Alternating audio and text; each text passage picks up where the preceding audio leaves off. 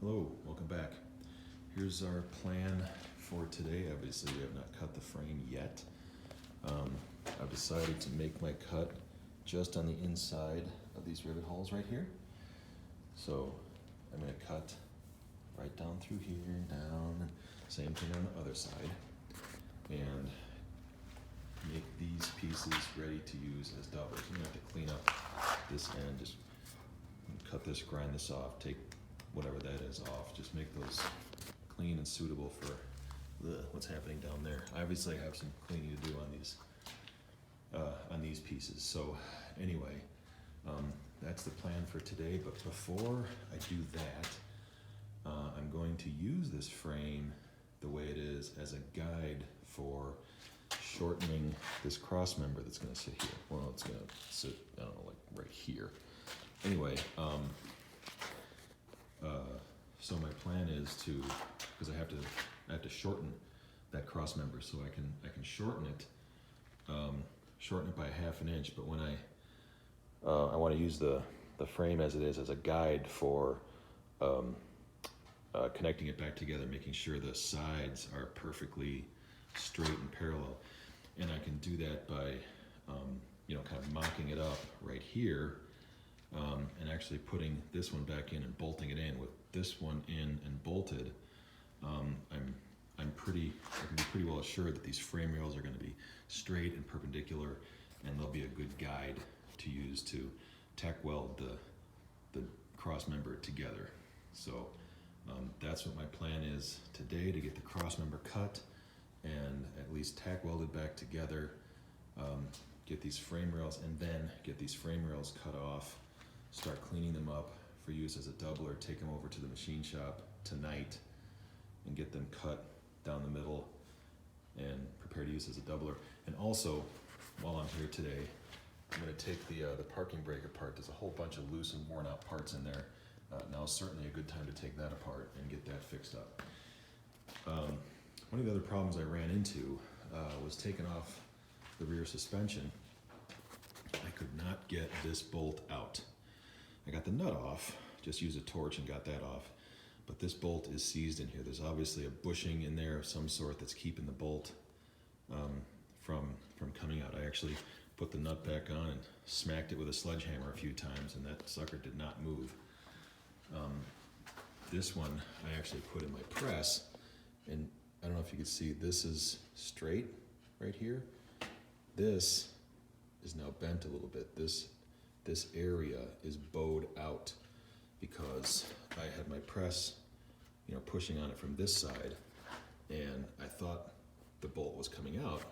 Well, it was, but it was trying to take the bracket with it. So this bolt is seized up. Whatever's in there is seized up so much that it bent this outside bracket a little bit. I caught it in time before too much damage occurred. I can straighten that out. That's not a big deal. But what that means is I'm going to have to cut and or grind these bolts out, and of course replace them and replace whatever bushings are in there. My other option, other than that, is when it's time to reassemble, just leave those spring brackets attached to the springs and try to put this axle on as one assembly. And boy, taking it off like that was such a pain. I can't even imagine how much harder it's going to be putting it on like that. So that's not really a viable option. I'm going to keep this spring stack intact so I can kind of see how it all goes back together. Of course, I took a lot of pictures of this, and now there's a video of this, so I have a lot to refer to here. But anyway, I'm trying to keep track of how all the springs go. I don't want them to go in a different order. So anyway, that's also on the agenda for today. I'm not sure I'm going to get that far today. I think getting the cross member in, getting the frame cut, and getting that parking brake torn apart is probably all I'm going to get to today. Anyway, we'll see how it goes. Stay tuned. Here we are at the end of day 3. I did not get to my parking brake. What was the other thing I was going to do? Oh, the cross member. I didn't get to that either. What I did get to do is take care of the front spring hangers. Remember, there was on this axle there was a spring with a hanger kind of like right here. and the bolts, the springs were right in here. And there was a bolt that was in here. This is the thing that was bent. You can see it's a little bit bent right there. This is the part that was bent. There was a big bolt that was in there. The spring was hung up in there. Anyway, I cut the bolts out, both of them. I got one of these 7-inch grinders from DeWalt. Well, I got it from Lowe's, but it's a DeWalt grinder. Anyway, let me tell you, this thing is a monster. That made really quick work of these really big bolts. These are 1-inch bolts. And I just put the grinding wheel between, the spring was sitting right here between the spring and the bracket on both sides, and I mean, it wasn't quite that fast, but cut them both, and there they are.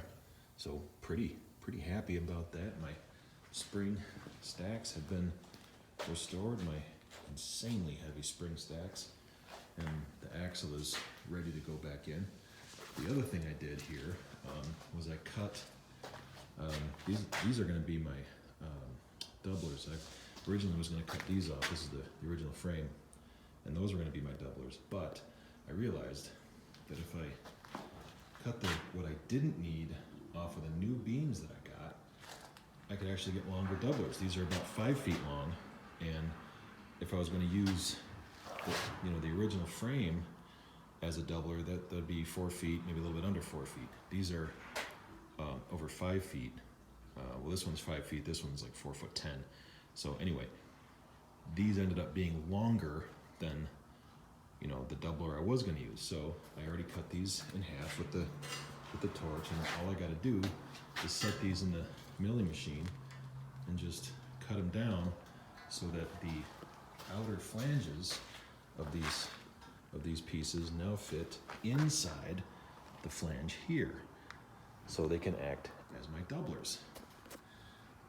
I did not, and then weld them together, of course.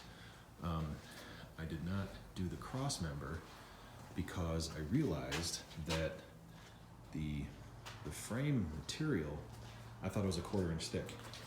So I thought, 2 additional layers of 1/4 inch thick on the inside means that cross member has to be a 1/2 inch thinner. And I was okay with that, whatever. I was just going to start hacking away at it. But then I realized this is not a 1/4 inch, this is actually 5/16. And so is this, by the way. This material is 5/16 thick. So if I'm going to put the doubler, the cross member in, it has to be 5/8 of an inch shorter. Now, 5/8 is no different than a 1/2 inch, but after realizing that I had made that mistake, I decided, I better get the doublers in first and then worry about the cross member. Anyhow, that's what we have going on right now. Stay tuned.